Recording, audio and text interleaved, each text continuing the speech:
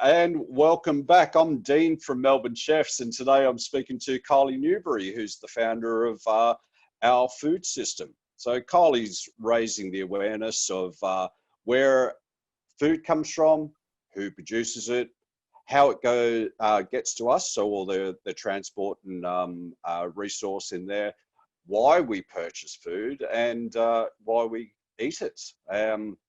So Kylie's very, very vocal when it comes to the policies that shape our food systems, and is all about creating a community of conscious consumers and strong advocates for our food system, you know, where we do concentrate on nurturing the environment in a fair, ethical fashion, and also the way that we eat and consume our food. So welcome, Kylie. Great to speak to you. Thank you so much, Dean. It's lovely to be here. Thanks for that introduction too. And what I didn't mention is that you're actually based in Brisbane. So how have things been for you this year in particular? Look, we've got off pretty scot-free, I have to say. I know you're in Melbourne, so your world has been vastly different from mine. Which I'm, I feel for all Melburnians, but also, really grateful that we, are living. Absolutely, and gratefully received. It's been a very interesting and challenging year for most of us, and I think one of the big takeaways from this year is how vulnerable our communities are. Relatively on the world scale, Australia has done extremely well. In other countries, certainly the situation is a lot more different, and again, it sort of exposed our inadequacies, especially in food systems. People are in a very fearful state of mind when it comes to securing their food or knowing where their next meal is coming from. Absolutely. How have things been on a global scale of raising the awareness of where our food comes from? Oh, that's a really big question, Dean. And look, because every country is experiencing it differently, I can't comment, on each country. But what I am seeing is, like, I'm on a number of listservs, and the amount of literature and webinars and conversations and reports that are coming out now around food systems and the impact that COVID has had, but also where do we shift to from now is enormous. So it's as you said, it's really highlighted the vulnerabilities that exist within the food system. Obviously, the empty shelves were a classic example here in Australia that we all remember. Certainly, in Brisbane, that happened at the early stages of lockdown. I'm sure it did in Melbourne. And once, obviously, that fear or panic buying stopped, things started to return to normal, I guess. But in saying that, like, what is normal? Because the interesting thing about Australia is that we produce enough food, we produce enough food to feed 75 million people, and with a population of only 25, but yet there were the produce sections, the meat sections in many supermarkets were empty. And that really highlighted this sense of, food insecurity and what happens in these instances around food, when a crisis hits. So, Or I remember being in a conversation a few years back where it says, Australia's in a great position. However, if things were to come to a halt, I don't know if the person I was speaking to is a wizard and able to see into the future, but we are at a point now where we can see into the future, and it's fast approaching. So what's our relationship, I guess, with our food that we consume? So we take care of ourselves and our own health and well-being, and our families, of course. What I understand is that also has an impact on our community. So how we treat ourselves, and again, we're learning it more and more this year that health and wellness, mental health, and so on are the most vital link in the chain. What can we do to make some changes? Yeah, look, that's such a big question, Dean. And obviously, you know, there's so many facets to it as well. Eating well, obviously, is a big part of that. Like eating, like my background is in nutrition and dietetics. That's what I studied after school. So I am, you know, well aware that, you know, as a population, we need to eat more fruit and veggies and more, you know, just more real food, like more, as you would know, as a chef, you know, like, and as a population, you know, we like I say that based on the what is it, surveys that come out, but, you know, a third of our diet does come from highly processed foods and drinks. So that are available, readily available at affordable prices, but yet provide no nutritional benefit. So one of the things is that we need to shift that, because, you know, if we're eating healthier, then obviously that improves our overall health and well-being. But the other thing that makes it challenging is, you know, all of those foods are heavily marketed to us. They're often and especially to kids. And to kids, yeah, they're often seen as being more affordable, like, you know, because they can be, you know, often seem as cheaper than healthy foods. And sometimes they are, which is just ludicrous. You know, it's cheaper to buy a bottle of Coke than it is to buy a bottle of water from a, so all of those things. But it's also the connection that we have with our food these days. You know, that's really been lost. Many people talk about it, but when we don't see food being grown anywhere, when we have no connection with farmers and an understanding about how our food is grown and the effort that goes into that, and also just being out in nature, like that's another beautiful thing with connecting with farmers is, you know, they're on the land, and that, like, really being involved with our food system and reconnecting with it has enormous benefits for our health and well-being as well.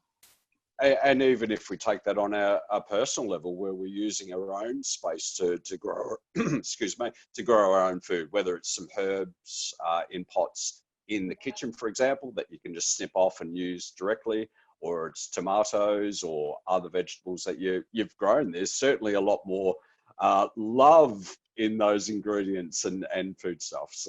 For sure, yes. Or getting involved in your local community garden if you don't have the space to do that. Yeah.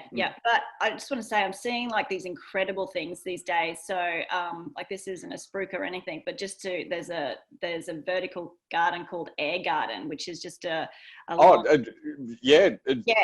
it. Absolutely. But we're just showing that people with limited space can actually, there are ways in which we can still grow like leafy greens and herbs and things inside a small space. So yeah, it is about thinking how we can, and often it comes back to people talking about not enough time or not enough space, and like, so anyway.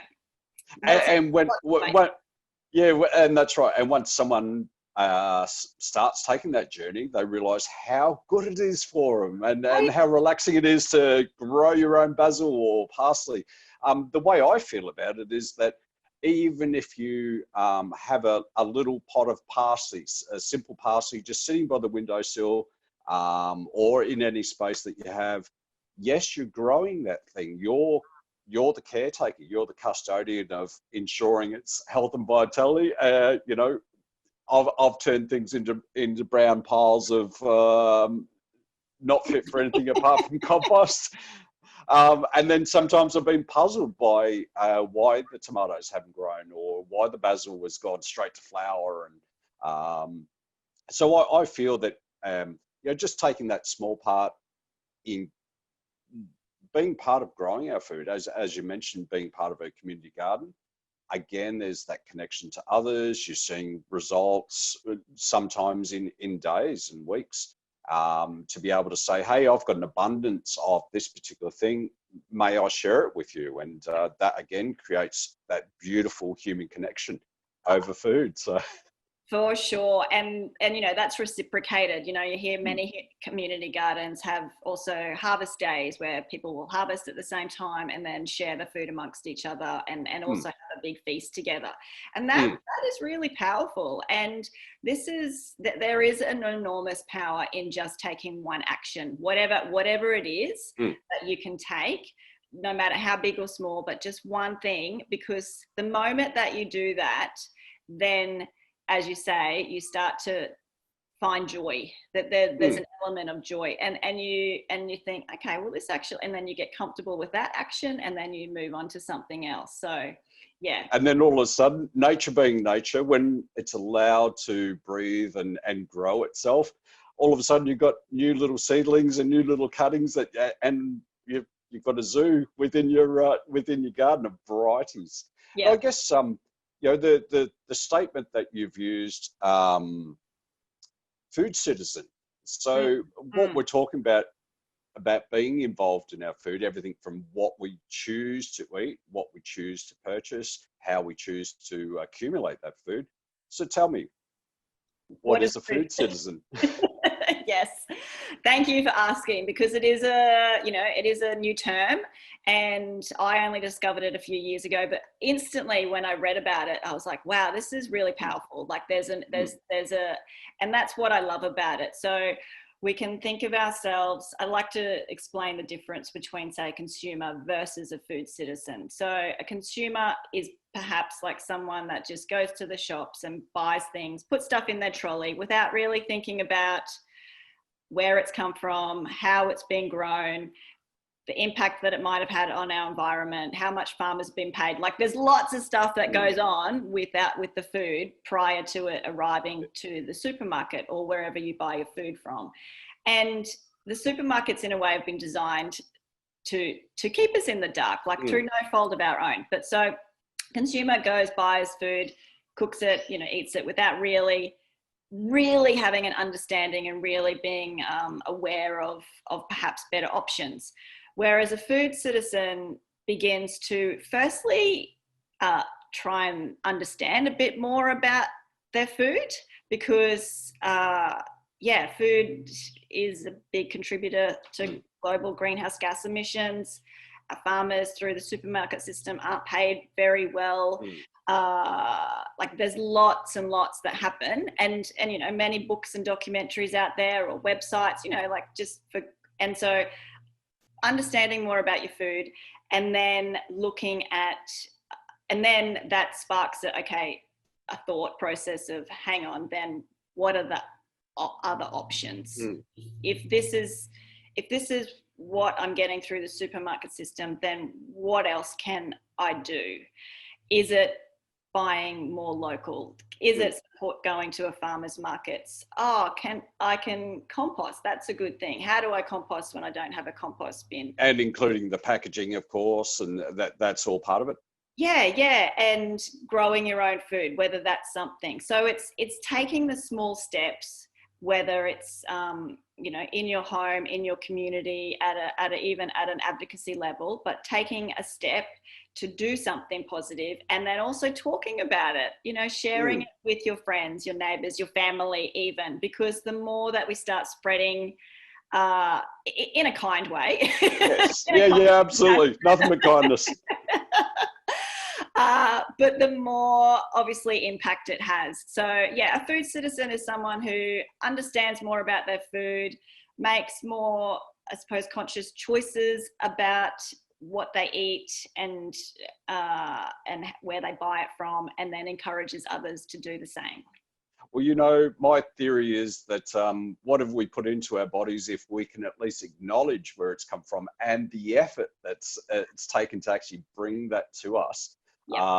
As a food custodian, as a chef, you're right at the coalface, and coal as a non-sustainable option, but right at the face of bringing together farmers and growers, respecting their produce and the amount of effort that has been put into it. A lot of the farmers that I deal with are single families, not part of a multinational corporation or anything like that, but doing their best and putting their ethics and ideas and philosophies behind what they do. And one other thing that you're involved in is Brisbane Food City for 2050. What a great initiative. You want to tell me a little bit more about that? Yeah, sure, Dean. So I found out about this Global Food Systems Vision Prize probably a year ago now, and thought, okay, this is interesting. You know, the prize money was 200,000 US, so a significant. Which always comes in handy. I know, significant amount. And being the food advocate I am, I thought, all right, let's put an application in. So there was a few of us already involved with advocating for an urban farm here in Brisbane in a Gold Coast, in a golf course redevelopment. And so we used our brain power to dream big and think, okay, well, in 2050, what would we like Brisbane to look like in terms of its food system? And that's what we did. We came up with essentially a community food system, and part of the process as well was really thinking through what the challenges are going to be in 2050, and you know, the weather, the climate, the temperature, the people. You know, there's enormous amount of stresses that are going to impact on food production, food distribution systems, like we saw that with COVID, we've seen it with the bushfires. And so really what we need to be thinking about is growing more food close to where the majority of people live, which is in cities. And so our vision, was, and currently, you know, that's not the system, that's not the model that we have. Certainly not in Brisbane. Like, there's one urban farm in Brisbane City Council, and then we get most of our food from 2 to 3 hours, or 1 to 3 hours away. Anyway, back to the vision. The vision is to see an urban farm or market garden, like a small scale farm in every suburb in Brisbane, which there's 190 suburbs in Brisbane City Council, and it's, you know, we talked about having it on public land, underutilised public land, and the aim of it is that a farmer, you know, a young, old, but generally young people are getting into farming, is farming the land, taking care of their crops, the diverse range of seasonal produce, selling it at food hubs, and the biggest thing for us was that the community are at the heart of the food system. So we had technology, which also exists today, but these sensors that were on the farm that would allow the farmer to input jobs and say, I need compost turned, or I need some weeding. And then you would log on to your app and go, okay, yep, cool, I'm free at 9 a.m. I'll go down and I'll help Matt with the farmer with those jobs. So you're instantly connecting with your farmer, you're having an understanding about how food is grown, you know the enormous effort that goes into growing food. And the patience required. Yes. And resilience, because sometimes things don't go according to plan. I know. And the other thing, chefs were actually a big part of our vision as well. So we had to, you know, we were reimagining a food culture in Brisbane, and we were growing with climate resistant crops. Chefs were teaching people, you know, how to eat with those climate resistant crops, such as yams or taro. Like, I guess I'm drawing on the crops that are more in Pacific Islands, you know, closer to the closer to the equator. Ecuador's close to the equator as well, so that just confuses things. I know, but yeah, it was a whole system approach, and it was really exciting. You know, disappointing, I suppose, that we didn't win, because there was 10 prizes up for grabs, but they majority went to developing countries, which, you know, is awesome. Absolutely. Yeah. And I think for all of us, regardless whether it's Brisbane or Melbourne or Sydney or Adelaide, I really should name the other states as well, but becoming part of that narrative, becoming part of that dialogue towards sustainable food systems and aiming at 2050. I mean, yes, we can implement things today that will have an impact later on, as well as reduce the negative impact that we're currently making. But moving towards 2050 is a very realistic goal. We've got to think about these sort of things generationally. What sort of planet are we building for the next generations and subsequent generations that follow? What positive signs are you seeing out there?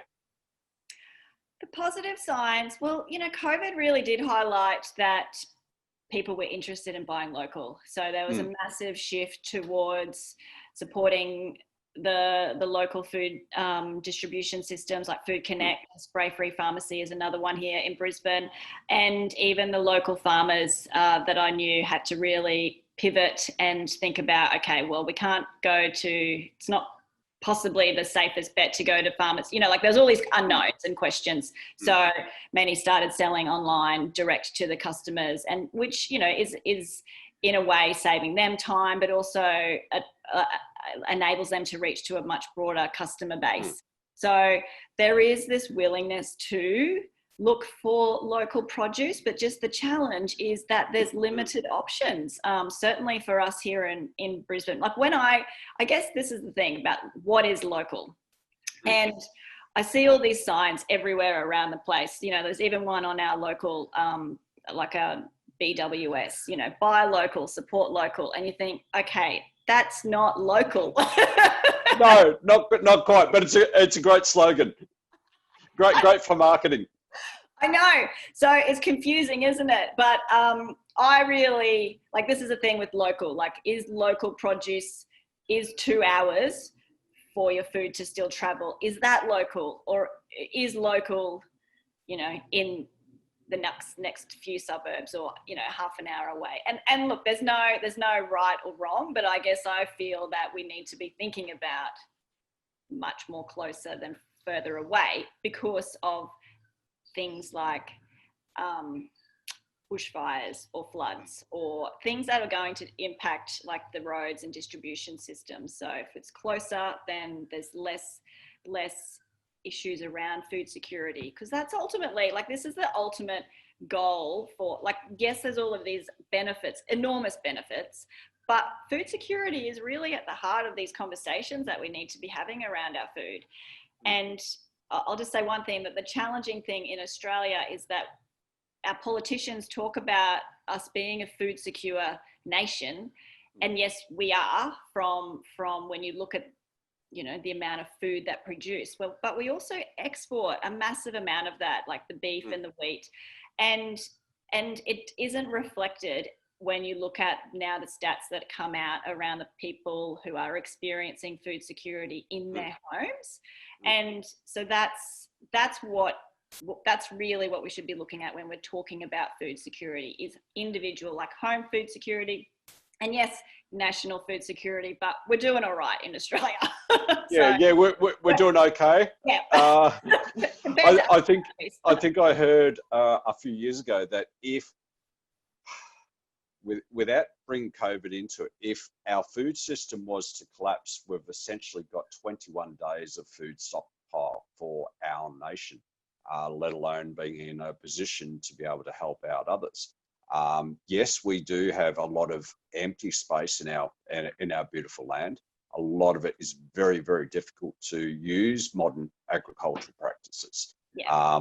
What we're understanding more and more is that there was an indigenous, for lack of better terminology, agricultural practice where there was abundant food, working with the land, working with the seasons. It's those little things that pop up, like you're in Queensland. Why would a major supermarket, for example, be selling imported bananas? Yeah. We as consumers, we want our bananas all year round, and we're willing to pay that price of, it's literally destruction of environment, those practices. It is. Surely, as adults, we can say, or as mature beings, that we could say, you know what, for those months that bananas are out of season, I can do without bananas. I'll supplement it with stone fruit, for example, and other foods. So that consumer behaviour is definitely one of those things that we do need to address, and raising the awareness, getting involved, and at least being aware of the concept that food doesn't magically appear on a plate, dropped off by someone smiling and in a starched white apron. Yeah. Look, I've had an interesting 3 times in the last week, people have mentioned to me about the true cost of food. And you know, this is the conversations, and it's hard to show people, like, you know, let's look at oranges. So oranges are produced, say, I don't know exactly, but in the winter months here in Australia. And so during summer, we import oranges from California, and the same goes for us. Like, we export oranges to California in their off season. And like, for an orange to travel that distance, one, you know, like the amount of energy that is consumed in freight and flights, and yeah, like, it's just, and they're probably similar in price, but yet we're not taking into account all of these hidden costs that are really having an impact on our environment. And like, you tuned into that live I did the other day around the climate change, you know, like, it is, like, it's really, it's you know, it's frustrating.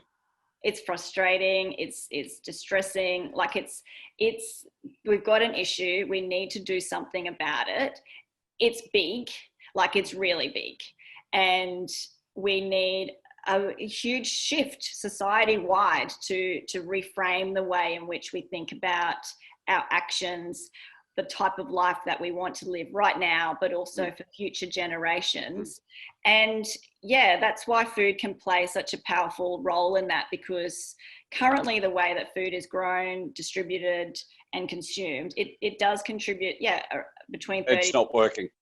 It's not working. It's not working. And so when we grow food just on a smaller scale, we're not using all of the chemicals that big industrial ag has to use. They say need to use. Yeah. And it's really, like, I just will mention, there's a great documentary that's just been released on Netflix called Kiss the Ground. And it talks about, you know, what the current system looks like and the impact it's having. Mostly it's from an environmental perspective, but it's really well done. Woody Harrelson, you know, is the... I'm a big fan of Woody. Yeah. He, what does he do? Like, the MC, if you like, you know, he talks. And then it talks about, okay, well, what are the other options? And it highlights regenerative agriculture and farming in a way that is much more beneficial for the earth. And just even thinking about that, so shifting from larger scale ag to smaller scale, and reconnecting with our farmers and understanding about food. I've gone off topic here. No, not at all. It's completely relevant. I mean, what you're essentially saying is, yes, our community is vital, but it kind of starts with us as well, looking after our health and well-being, raising our awareness, doing a little bit of reading, listening to messages, is part of not only our own health and well-being, but also for our wellness, our spiritual wellness in many ways. And that is reflected outwards to the community. Yeah.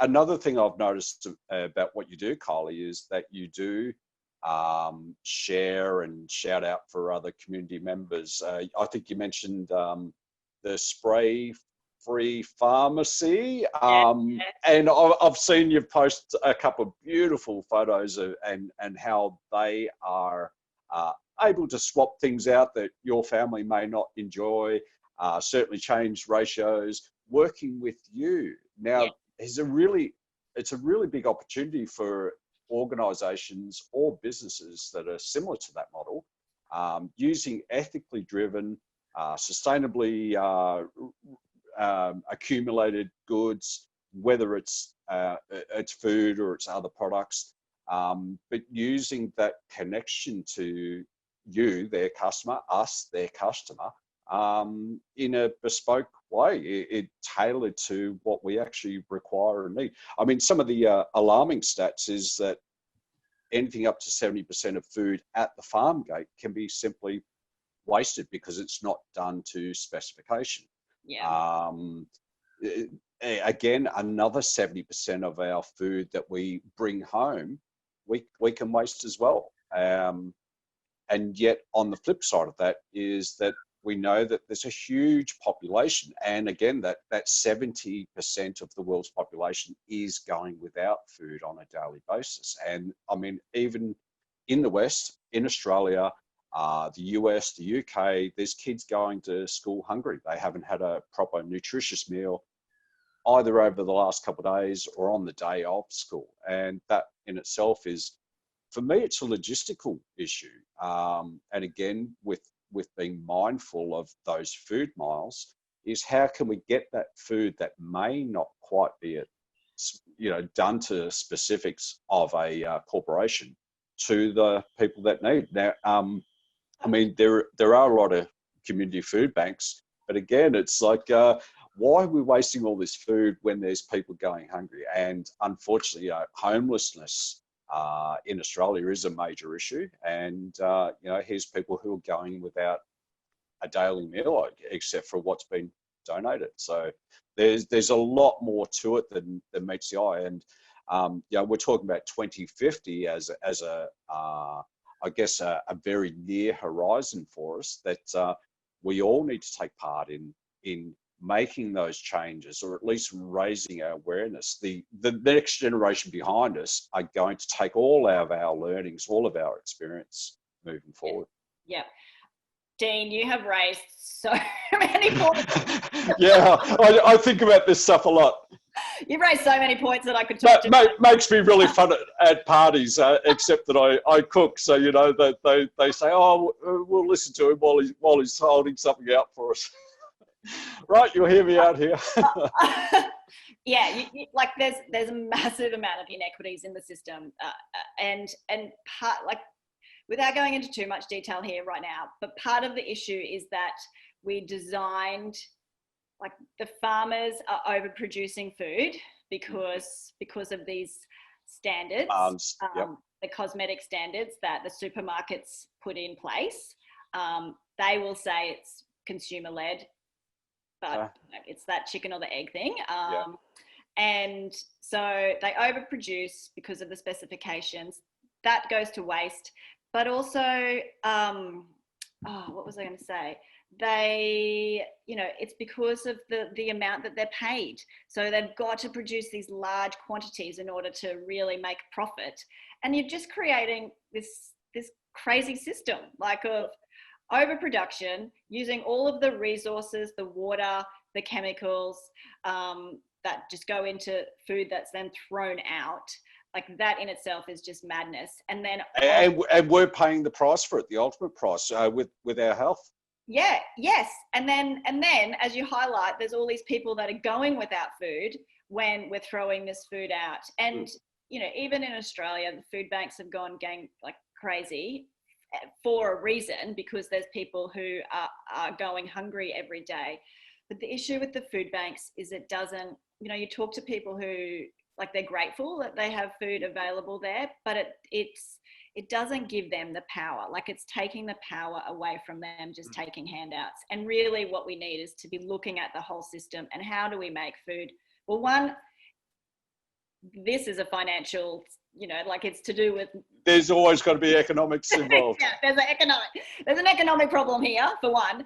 But how do we empower... How do we shift the power to rather than giving handouts, create a system where food is more affordable for people, and also, the healthy options? Because often what they're getting is not also the healthy, they're getting stuff that is no one's buying. So it's often not the healthiest of options sometimes. But one thing I want to say is that one of the things that you mentioned it at the start around policy. So, like, at the heart of, like, we've highlighted that there's enormous issues, and that it's hugely complex, and that sometimes, when you think about it, it can feel a bit overwhelming. Like, how are we going to fix this? But, by thinking like a food citizen, taking some action, like, that's really positive.